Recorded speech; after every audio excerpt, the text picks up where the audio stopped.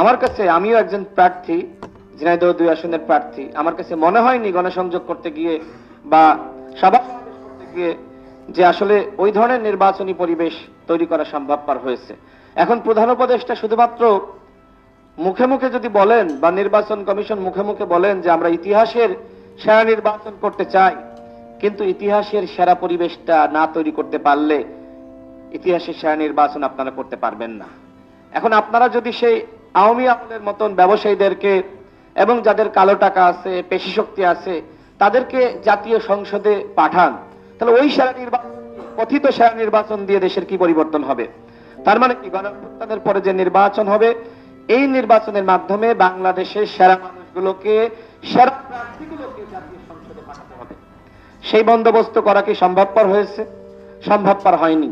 আমরা দেখছি, আমি নিজেই দেখেছি যে প্রার্থীরা যে পরিমাণ টাকা পয়সা খরচ করছে, মানে বাড়িতে বাড়িতে তারা উপহার পাঠায়, চাল পাঠায়, কেউ বা মাংস পাঠায়, কেউ বা টাকা পাঠায়। এগুলো আওয়ামী লীগের সময় হয়েছে, এখনো হচ্ছে।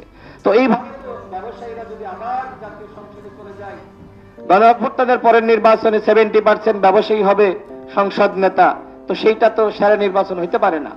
অর্থাৎ যদি সেরা নির্বাচন করতে চান, তাহলে সেরা পরিবেশ তৈরি করতে হবে, সেরা মানুষগুলোকে জাতীয় সংসদে পাঠানোর ব্যবস্থা করতে হবে। আমার সর্বশেষ কথা হলো, অনেক কথা বলতে চেয়েছিলাম কিন্তু বলার সময় নেই।